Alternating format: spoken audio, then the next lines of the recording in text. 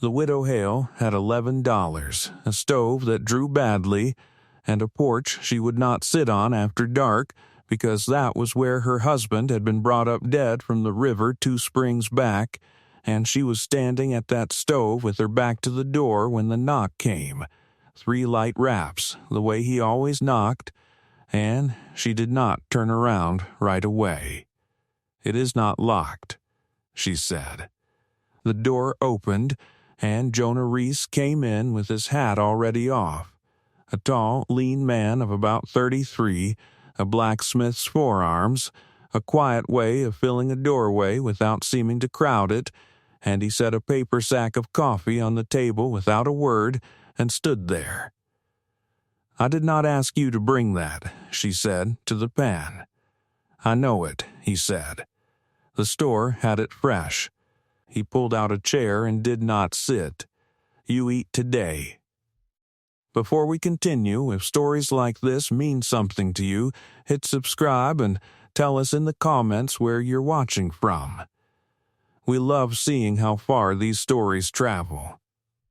She turned around then, a woman of about 30 in a black dress gone rusty at the seams, her dark hair pinned back hard, her hands red from the wash water.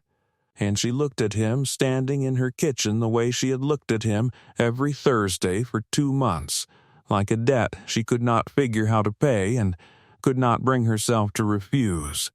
"I had eggs," she said, which was a lie, and they both knew it, and he let it stand the way he let most things stand, by not arguing, and he poured himself no coffee and her no coffee and only stood there until she sat. And then he sat, and that was the visit. Mostly 20 minutes of a man sitting in a kitchen so a woman would not be the only living thing in it. Her name was Della Hale, and the town had a great deal to say about her, none of it to her face.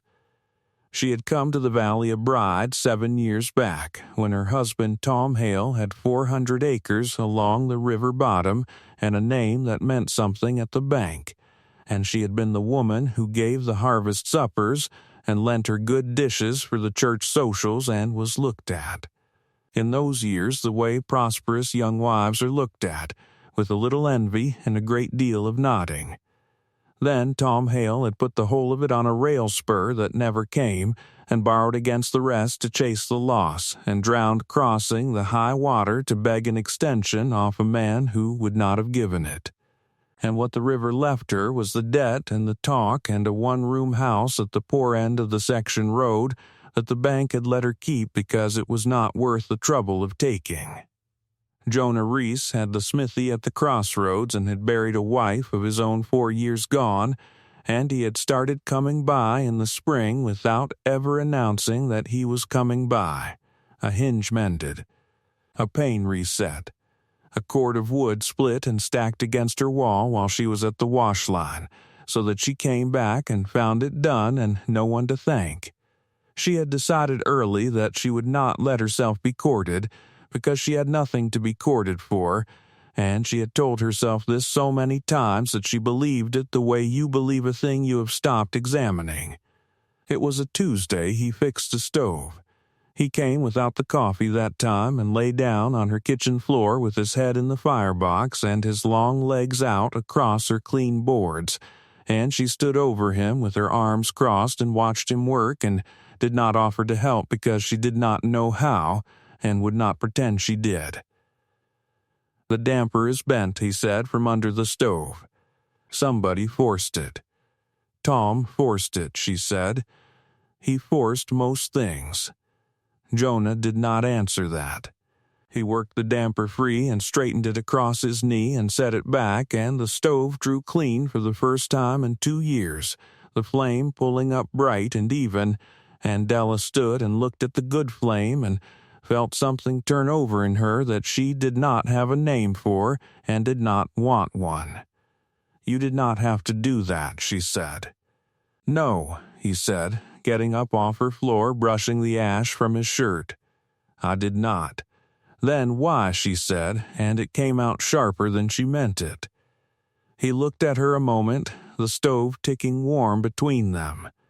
because it was bent, he said, as if that were the whole of it, and maybe to him it was, and he took up his hat and went. And she stood in her warm kitchen a long while after the door closed, and was angry at him for a reason she could not have said aloud. The thing about the visits was their plainness. He never brought flowers, which she would not have known what to do with, and he never said a soft word which she would not have believed. He brought things that were broken and made them not broken. He noticed, the second week, that her water bucket had sprung at the seam, and he took it away without asking and brought it back soldered. He noticed that the latch on her door did not catch true, and one Tuesday he planed the door down 1/8 of an inch where it had swollen, and after that it shut clean, and she lay awake that night listening to how clean it had shut, and could not have told you why a door shutting right should sit so heavy in a person's chest. She did not feed him. She wanted to and would not, because feeding a man was the one thing she had left to give, and she was holding it back the way you hold back the last coin in your hand, sure that once it was gone there would be nothing. So he sat in her kitchen and drank nothing and ate nothing, and she sat across from him with her hands in her lap, and the strange thing, the thing she turned over later, was that the not eating and the not drinking did not seem to trouble him at all. He had not come, she began to understand, for the coffee he brought. He had come to sit in a room that had a living person in it. She had thought she was the one being kept company. It took her most of the summer to see it might have run the other way as well. It was a Thursday in July she asked him about his wife, because he had asked her nothing about Tom, and she had begun to feel the unfairness of it. "You had a wife," she said. Across the table, the lamp between them. "I did," he said. "Ada, 4 years gone now. The fever took her in a week, and there was nothing in my 2 hands that could mend a fever, which a man who fixes things for his living does not forgive himself easy." He turned his cup. "I built her a good house at the crossroads. It is too big for one, and I have not the heart to make it smaller." He set it level, the way she set her own hard things level, and she understood him better in that one plain telling than the town had understood him in 4 years. "I am sorry," she said, which she meant. He nodded and did not make a thing of it, and after a while he said, "You do not talk about yours, and it was not a question, it was a door left open, and she could go through it or not as she chose. She chose a little." Tom Hale was a man who loved the size of a thing, she said, the size of the harvest, the size of the spur line, the size of the name. He married me when I was the prettiest thing at the county fair, which was a size 2, and when the fair wore off he went looking for the next big thing to stand next to. She ran her thumb along the table edge. I do not say he was cruel. He was not. He just never once looked at the small true thing in front of him, which was a wife who would have been content with a great deal less than he kept reaching for. He drowned reaching.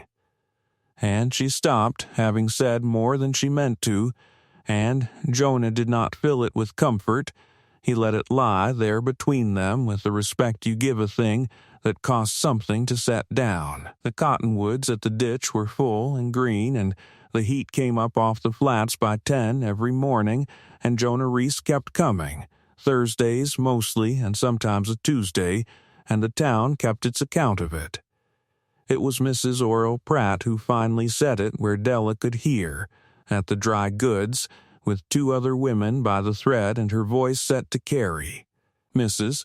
Pratt was a wide-settled woman of about 60 with a face like a closed Bible and opinions she had chosen at home and carried to town like eggs in a basket. A man of property calling on a woman who has lost hers, she said to the thread, not to Della. Well, some would call that charity.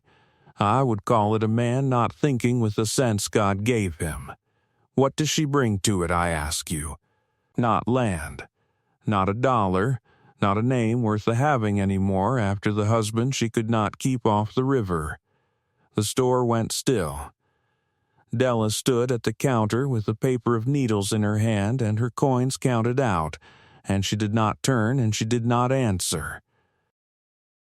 She set the coins down, took up the needles, and walked out into the white glare of the street with her back straight, and she did not let her face do anything at all until she was past the livery and around the corner where the road dropped toward the river bottom, and then she stopped in the road and stood a moment with one hand flat against the warm boards of a fence, and breathed, and went on. She said nothing to Jonah about it, but the next Thursday when he knocked his 3 light rap she did not call out that it was unlocked.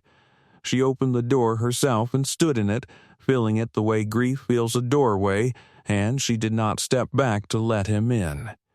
"You should stop coming here," she said. He stood on the step with his hat in his hands and the evening gold behind him. "Why is that?" "Because there is talk," she said. "Because Oriel Pratt is telling the whole valley you have lost your sense over a woman with nothing, and she is right that I have nothing, and I will not have you made a fool of on my step." She had meant to say it level, and it came level, which cost her. "Go home, Jonah." He looked at her a while. Then he put his hat back on. "All right," he said. "Not because she is right. Because you are asking." And he went, and she shut the door and leaned her back against it, and the stove he had fixed drew warm and even across the empty kitchen, and she hated the good flame of it. He did not come the next Thursday. The wood by the wall ran low, and she split her own, badly, and bruised the heel of her hand. And she stood at the block in the dusk with the maul too heavy for the angle, and thought about a man lying on her floor with his head in her stove, and she set the maul down and went in. He stayed away 11 days. She counted them, which told her something she did not want to be told. On the 12th day there was a dust storm came up off the flats in the afternoon, the sky going a hard brown and the wind taking the wash off her line, and she was out in it trying to get her sheets, and a young heifer she kept staked broke its tether and bolted into the blind of it, and Della went after the animal because the animal was the only thing of value she had left, and because a person does not stand and watch the last of their property run into a brown wind. She found the heifer down in the ditch tangled in the wire of a fallen fence, thrashing, cutting itself worse with every heave. And she got down into the ditch in the screaming wind with the grit cutting her face, and got her arms around the animal's neck and could not hold it and could not free it, and was weeping now with the dust and the fury of it, and then there were 2 more hands on the wire. And it was Jonah, who had seen the storm come up, and thought of her staked heifer and her bad fence, and come the 3 miles at a run. "Hold her head," he said, into the wind. "I've got the wire." She held the head. He worked the wire, his hands bleeding on it, and got the last strand free, and the 2 of them hauled the heifer up out of the ditch and through the brown dark to the lee of the house, and stood with their backs to the wall, holding the shaking animal between them while the storm wore itself out, the both of them caked with mud and grit, breathing hard, not speaking. And when the wind dropped at last and the light came back yellow, and strange Della looked at his torn hands and said, "You are bleeding on my fence wire." "It is your fence," he said. "I am bleeding on your behalf." And she laughed once, a cracked surprised sound she had not made in 2 years, and turned her face to the wall so he would not see it finish. And he looked at the side of her face turned to the wall and said nothing, and let her have it private, which was the kindest thing anyone had done for her in longer than she could say. He started coming again after that, and she did not tell him to stop, and the town said what the town said, and the summer built toward its height. He brought a pane of glass and reset the cracked window over her wash bench so the light came through clean. He brought a length of stovepipe and a paper of nails.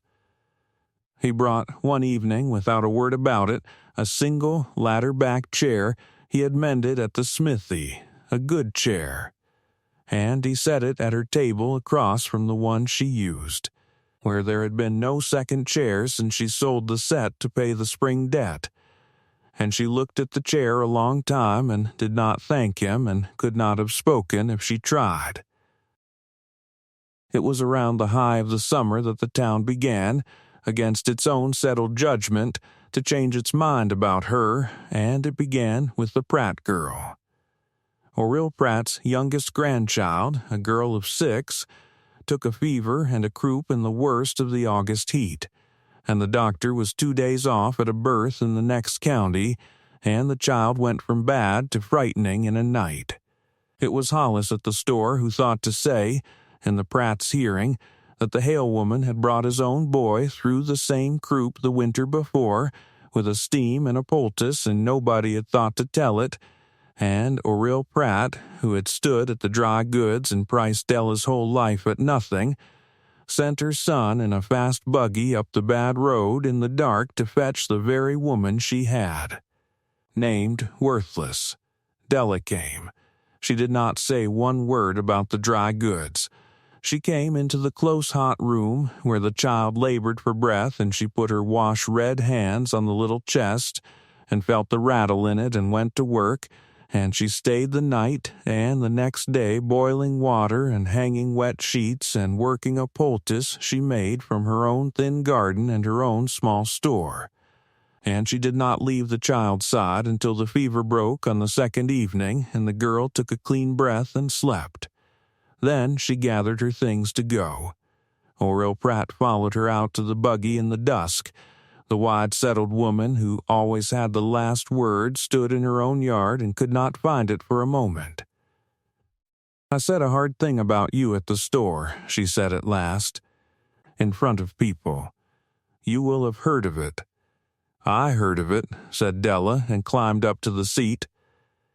The older woman put her hand on the buggy wheel. "I was wrong," she said, which was the hardest sentence in her language and cost her visibly to say. "You have got more worth in your 2 hands than I have got in my whole house, and I have been 40 years a fool about what a person is worth." She stepped back. "Thank you for my grandchild." Della looked down at her a moment. "The child did the hard part," she said. "I only kept her company through it."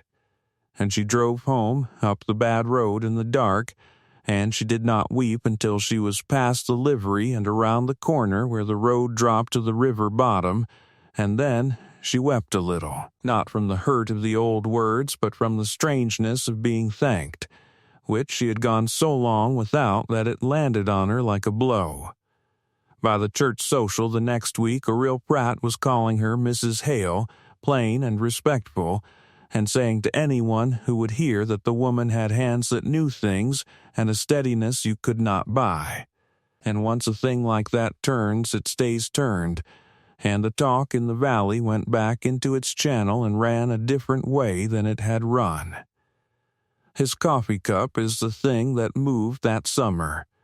The first weeks he had stood to drink it by the door near his hat. Then he sat at the far end of the table with the length of it between them.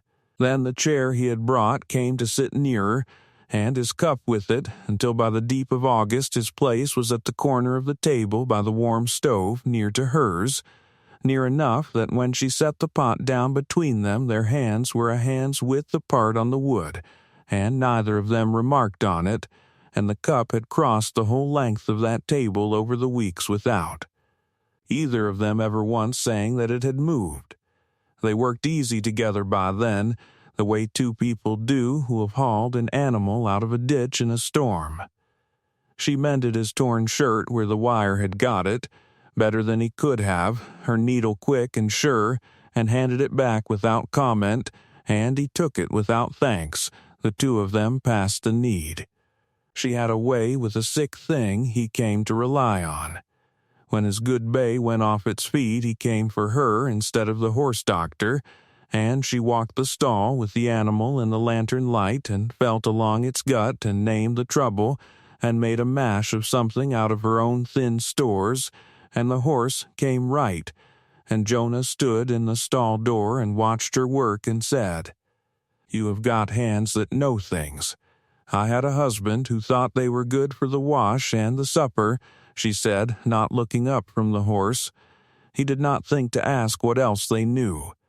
Jonah was quiet a moment. Then he said, his loss and the flatness of it, the certainty, made her hands go still on the horse's flank 1 beat longer than the work required, and she was glad of the lantern dark so he could not see her face. It was a Sunday in the gold end of August that the thing came to its head, and it came, as those things do from the past, walking up the road in good boots. A man named Harlan Vance drove out to her place in a hired buggy, a soft-handed man in a town coat who had held paper on Tom Hale and had come, he said, on a matter of business. Jonah was there, splitting wood by the wall. Vance did not get down from the buggy. "I will be brief, Mrs. Hale," he said. "Your late husband signed a second note I have lately come to hold. It was not recorded against the house, which is the only reason you are still in it." He let that sit. "I am a reasonable man. The note is for more than this place is worth, but I have no wish to put a widow in the road. Sign the house over to me clean, and I will mark the whole debt paid, and you walk away owing nothing to anyone. It is a kindness, considering." He glanced at Jonah by the woodpile and back. "More of a kindness than your situation might otherwise command." Della stood on her own step and felt the old shame come up her neck like a tide. The whole of it. The talk and the loss and the river and the long account of what she was worth. And she opened her mouth to say she would sign. Because what was a house at the poor end of the road to a woman with nothing, and Jonah set down his maul. "She does not sign anything today," he said. Vance looked at him. "And you are?" "Jonah Reese. I keep the smithy at the crossroads." He came across the yard unhurried and stood at the buggy wheel and looked up at the man. "That note. You will bring it to the bank Monday and show it recorded and witnessed, or you will not have it at all, because a note that was never recorded against the place is a note a court will want to look at hard." He said it flat and plain, a man stating a fact he was sure of. "And the debt on it. I will pay it." Della turned her head and stared at him. Jonah did not look at her, he looked at Vance. "Whatever it is," he said, "I will come to the bank Monday and pay the whole of it, and this woman will owe you nothing, and you will not come up this road again. Now get your buggy off her ground." Vance's smooth face worked. He had come to frighten a widow alone, and had found a blacksmith with his sleeves rolled stating numbers like he had them in his pocket, and the arithmetic of the thing turned against him in the white afternoon light. He gathered his reins. "We will see what Monday brings," he said, and turned the buggy hard and drove out, the dust coming up gold behind him and hanging and settling slow on the road. Della was shaking. "That note is more than you have," she said. "You do not even know the figure." "No," he said. He picked his maul back up. "But I will know it Monday, and I will pay it Monday, and that will be the end of it." "Why?" she said, and it was the same word she had asked him over the stove in the spring, and it came out the same way, torn. He stood with the maul in his hand and looked at her, and he did not say because it was bent this time. He said, "Come inside and sit down, Della. There is a thing I have been meaning to say to you, and I have put it off too long." She went in. She sat in her chair. He sat in the one he had brought, his place by the warm stove, and he turned his hat once in his hands and set it on the table, the act of a man putting a thing down so his hands would be free for what came next. I know what you are going to tell me, she said before he could start, because she could not bear to let him say the kind thing and then watch it cost him. So let me tell it first and save you the trouble. She set both her red hands flat on the table. I had 400 acres, and they are gone. I had money in the bank, and it is gone. I had a name in this valley that meant I was somebody, and it is gone, drowned in the river with the man who lost it, and Oriel Pratt says it to the dry goods, and she is not wrong. I have got $11 and a house the bank did not want, and a stove you fixed in 2 hands. That is the whole of what I am, Jonah. That is the entire inventory. There is a woman in this valley with land, and a woman with money, and a woman with a good clean name, and you could have any of the 3, and what you keep walking 3 miles up a bad road for is a widow with nothing to put on the table.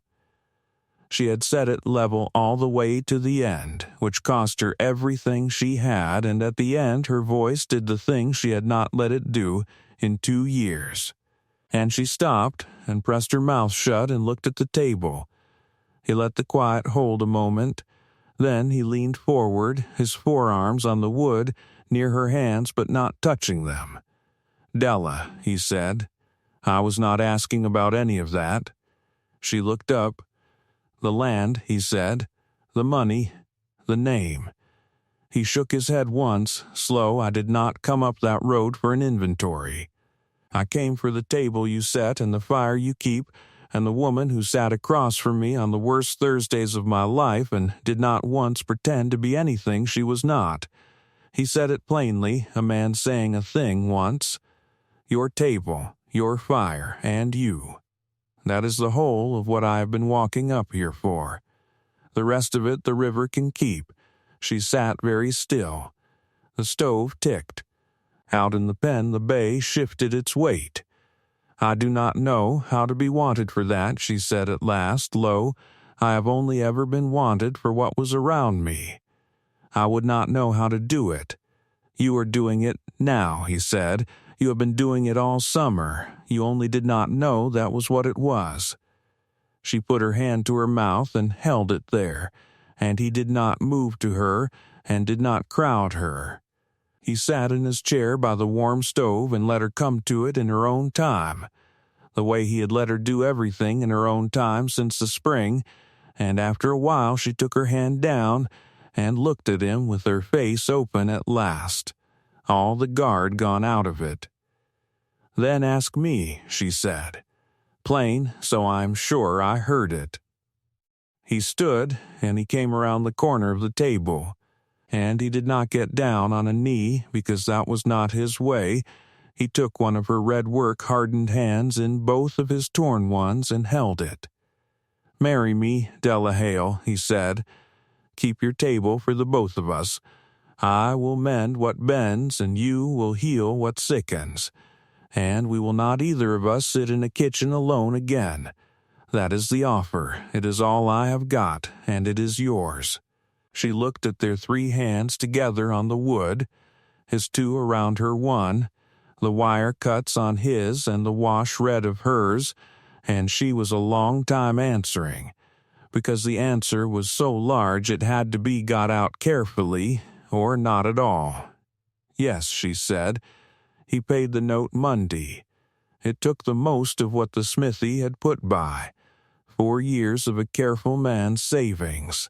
And he laid it on the bank counter in front of the town the way he laid everything, plainly, without a word about the cost, and got the note marked paid and brought it up the road and put it in her hand so she could see for herself that it could never be used against her again, and she folded it and did not say anything, and the not saying was a kind of saying he had learned to read.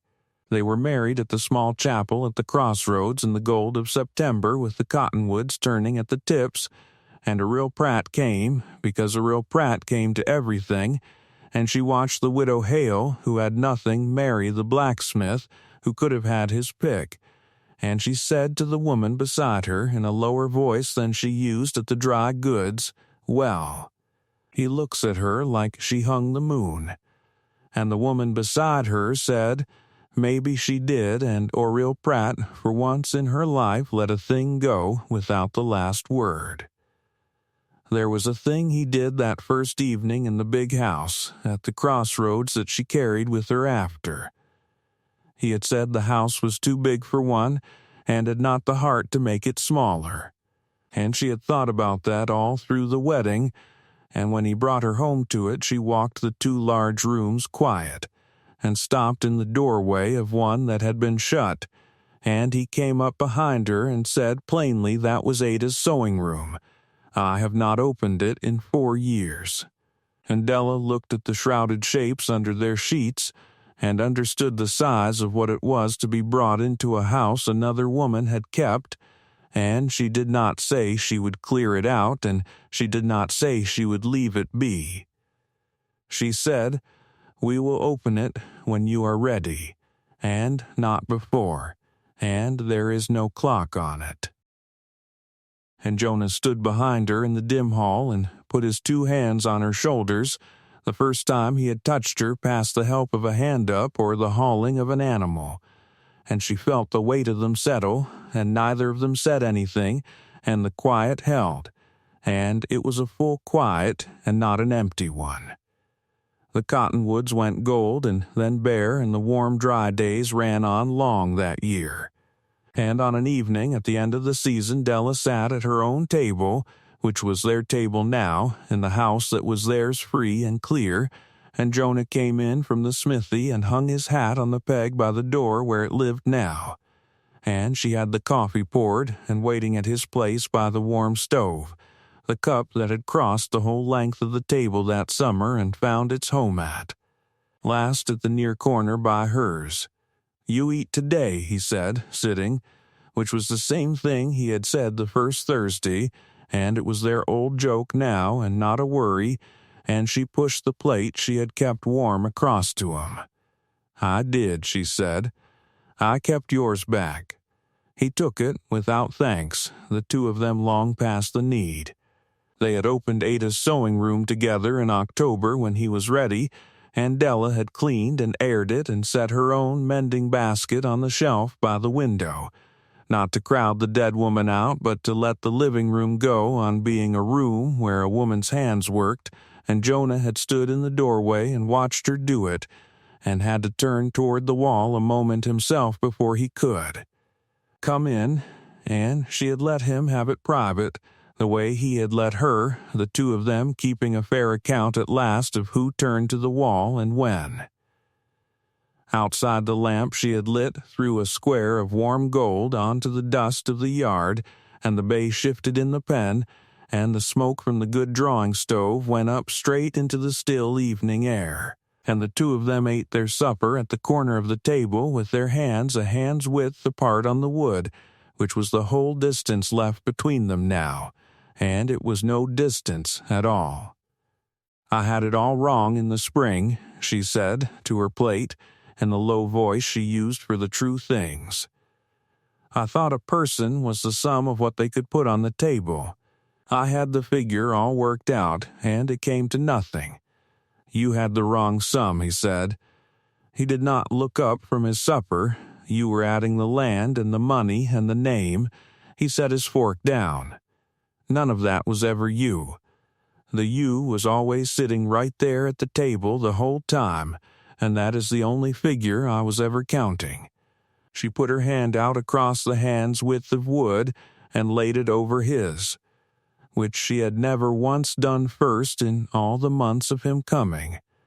And he turned his under it so their palms met, the wire scarred and the wash worn. And that was the whole of the conversation. And it was enough. And that was the story of Della Hale, a woman who counted up everything she had lost and was sure it came to nothing, and of the blacksmith who heard the whole sad sum of it, and told her plainly that he had never once been asking about any of that. Tell me in the comments if you enjoyed this one and where you are watching from tonight.